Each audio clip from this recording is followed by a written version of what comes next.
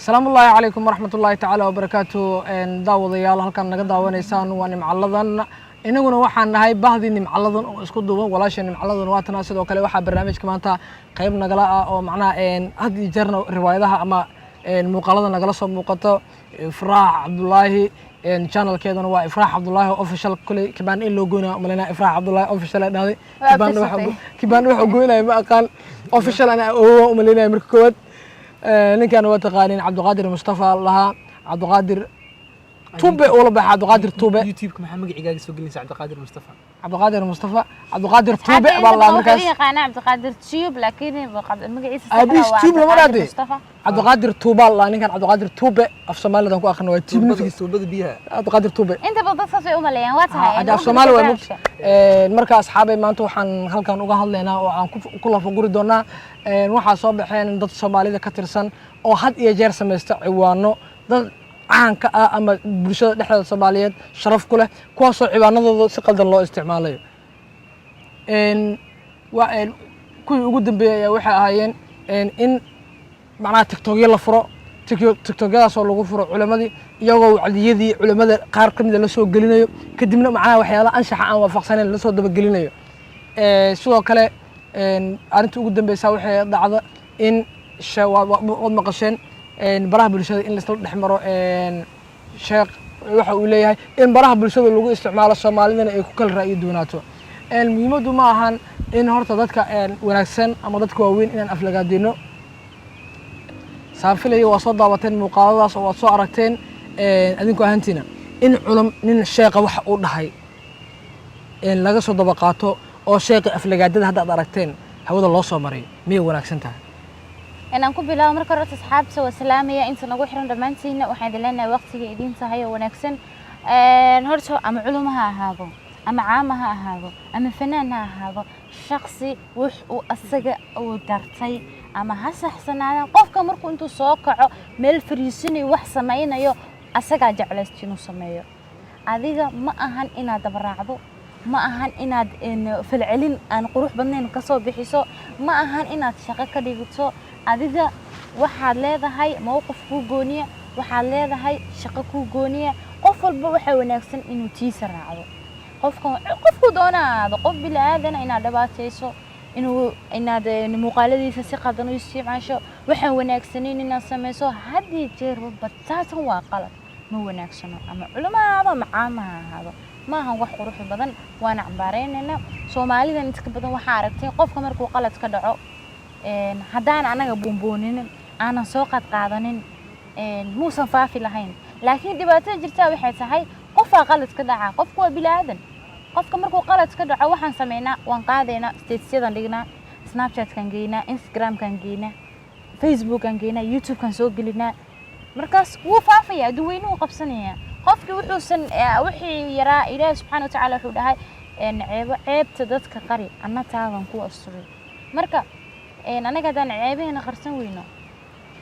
anaga aba kala daadsan marka hore adiga sax adiga ceebahaada qarso dadka kale amaansi ma wanaagsan waxaan dantaada hayna ku daasho aad baad u maasan tahay macaladan mid kale fariin qaasa inagoo isku duuban aan dir doonana way jirtaa taasoo aan u direyno dhammaan bulshada isticmaasho kuwada ugu dhunta dheer ee isticmaala baraha bulshada anagoo kala qaadin ha ahaato TikTok YouTube Instagram sidoo kale Facebook fadlan ma wanaagsano qof ceebtiisa inaad ku faafiso baraha bulshada ha ahaado nin weyn oo xil hayo ha ahaado culimo ha ahaado wiil dhalinyaro ama gabar dhalinyaro ma wanaagsano qof ceebtiisa inaad faafiso ifraax dhankeeda hay ifraax salaamaya asxaabta nimcaladan ku xiran meel walba dunida ka joogtaan haddii mawduuca u soo laabto aniga waxaan fikrad ahaan ka dhiibi lahaa waa qalad qof bilaadan inaad noloshiisa ama magaciisa isticmaashada qalad ah adiga Ilaahay maskax buu ku siiyay aragti buu ku siiyay waa inaad adiga aragtidaada iyo maskaxdaada ku shaqaysato horta waxaan u arkaa in qof macnaa ciwaan oo adiga aad leedahay qof magaciisa ama shakhsiyad ahaantiisa aad ku soo bandhigtid waxaan u arkaa kalsooni darro inaad nafsadaada ku kalsooneen camal fadlan shakhsiga tahay u noolow fadlan shakhsiga tahay ku shaqayso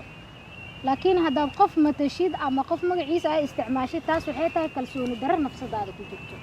nafsadaada ku kalsoonow magacaaga ku kalsoonow ha yaraato ha badnaato waxaa ku hesho magacaaga ku furo shakhsiyadaadana ku shaqayso sidaa tahay u noolow ee ha u dhaqmin sida qofka bini'aadanka ee asaga uu ilaahay u sameeyey markaad qof matalaysid ama qof magaciisa aad isticmaalaysid taas waxay tahay inaad qof kale matalaysid adiga nafsadda ilaahay ku siiyey maxaad u inkiraysaa magacii waalidkaaga ay kuu sameeyeen maxaa u baabi'inaysaa taas ani waxaan u arkaa kalsooni darro waxaan u arkaa micnaha shakhsiyadda qofkoon isku kalsooneen ku kalsoonow nafsadaada sidaa tahayna u noolow weligaa ha matalin si aad ahayn haddaad qofka bini'aadanka ee magaciisa iyo ciwaankiisa aad soo qaadato macnaha magacaa ku qorati taas waxay tahay inaad adiga nafsadaadii aad hilmaamtay ama aad isku kalsooneen u noolow sidaa tahay ku shaqaysana magacaaga aniga intaasaan kusoo gabagabayn lahaa aadaad umahadsan tahay ifraax cabdulaahi cabdiqaadirow dhankaaga haddii adiga aad ka hadasho okay horta arrintan waa arrin jirto haddana la taagan yahay saacan dhacdo oo mar walba soo lalaabato horta ma wanaagsana in magacyada dadka la isticmaalo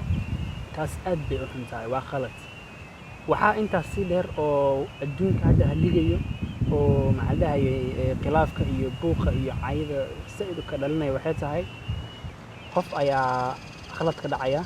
khaladkiisii qofkii wuuba dhacayba oo social media uu soo galay waxaa wanaagsan qofka ugu horeeya markuu arko inuu joojiyo uu sii faafin qofka markaa soo gelinna uu la dhaho bixi laakiin qofkii markuu soo geliyo qof kale soo gelinaya kii waa sii qaadanaya ku kala soo gelinaya qaasatan youtuberada ayaga ugu ceebeysanba waayo waxaa arkaysaa youtuber khalad yar oo laga yaabo inay aragtay 1000 qof asaga waxaa ku xiran ilaa 400 kun oo qof ku xiran